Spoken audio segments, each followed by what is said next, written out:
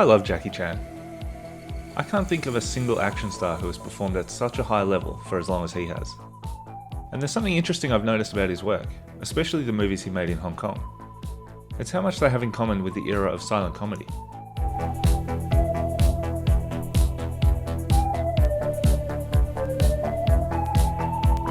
I said, look, why don't we change everything opposite Bruce Lee? When Bruce Lee kick high, I kick low. When Bruce Lee after punch, I do ow. No, just like normal human being. When he started directing films in the late 70s, Jackie used comedy to differentiate himself from Bruce Lee, who had been his mentor while he was learning the ropes. He took cues from Charlie Chaplin, Buster Keaton and Harold Lloyd, the three masters of silent comedy that Jackie had idolized as a kid. And when you watch his films closely, one thing becomes really obvious. They're constructed just like silent comedies. It's almost like he read a guidebook.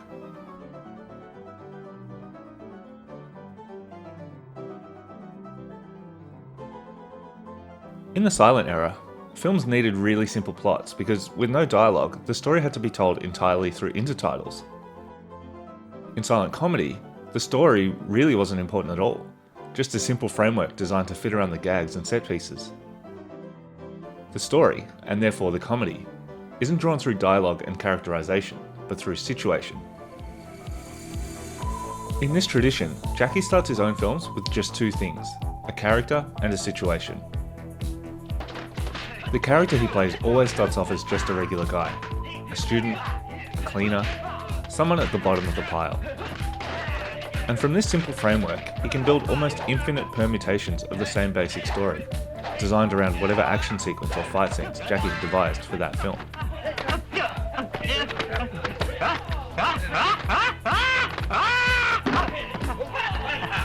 Teacher, you be careful. This approach is something he would have understood innately, thanks to watching Chaplin, Keaton and Lloyd. Silent comedies were popular all over the world, because there was no language barrier to get in the way of the story. They were understood everywhere, because they were so simple. And something else that's understood everywhere is visual comedy. At its most basic level, comedy is surprise, the unexpected. Buster Keaton said in his autobiography that the unexpected was our staple product. Watch any silent comedy and a lot of the jokes are constructed the same way. The performer sets up an expectation, builds anticipation, and then subverts the expectation with surprise. Take this sequence from Sherlock Jr. The setup is that Buster's rival has challenged him to a game of pool, having booby-trapped the 13 ball with an explosive. The anticipation comes as Buster makes a series of trick shots, pocketing every ball, without so much as touching the 13.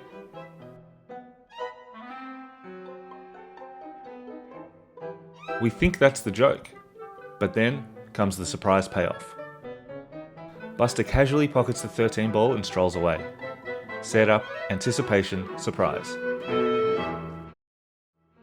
Set up, anticipation, surprise. Set up, anticipation, surprise. As a choreographer, Jackie derives a lot of his laughs the same way. Watch this scene from Rush Hour, where Jackie desperately tries to save priceless Chinese artifacts from being knocked over.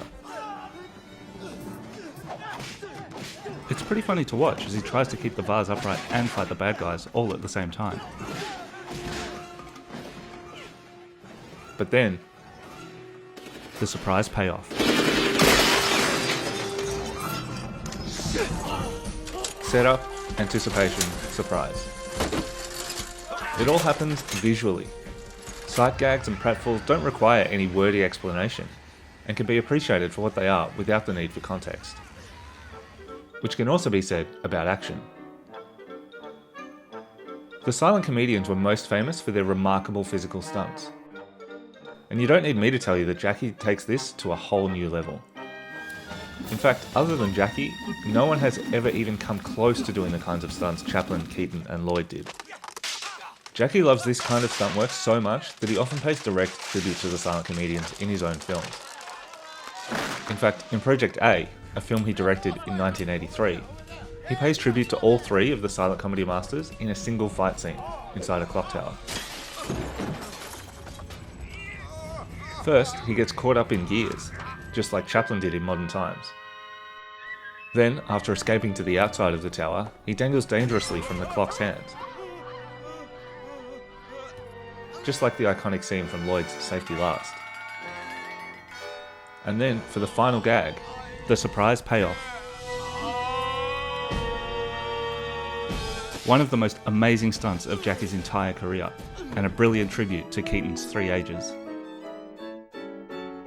3 incredible physical stunts in the space of less than 3 minutes of screen time, all in tribute to his silent comedy heroes. Dragon! Dragon! Are you all right?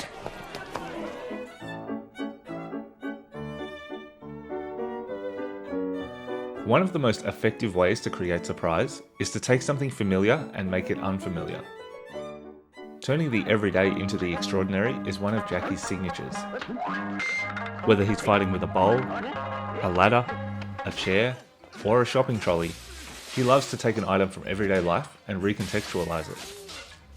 For action, or for comedy. This was something all the silent comedians did. Without the ability to verbally explain an elaborate setup, recontextualizing something audiences already knew from their everyday lives was a great shortcut to surprise.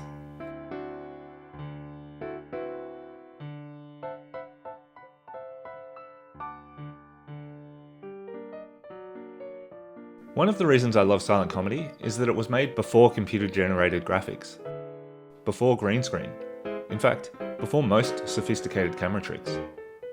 So everything on the screen had to be done somehow for real. Keaton especially was a master at designing and performing stunts, and he knew there was only one way to convince his audience that a stunt was real. He had to actually do it, in camera, without cutting away. So framing and composition were really important. Keaton would often place his camera further back from the action than usual, so the audience could see the entire setup of the scene and orient themselves to the design of the gag. And he rarely cut away, so the audience could watch the whole scene play out. Buster had a motto for this, which was, never fake a gag. Jackie had a different way of saying it. Stuntmen don't get laughs. Like Buster, Jackie places his camera at a distance, so you can see the entire stunt play out within the frame. He's one of the most spatially aware directors around, and he uses every inch of his locations, and of the frame itself, to perform his stunts. He does all of this for one reason, to show us, the audience, that what we are seeing is real. Jackie, like his character, is not an indestructible strongman. He's just a normal human being, albeit one with an unbreakable spirit and the determination to keep trying until he gets it right.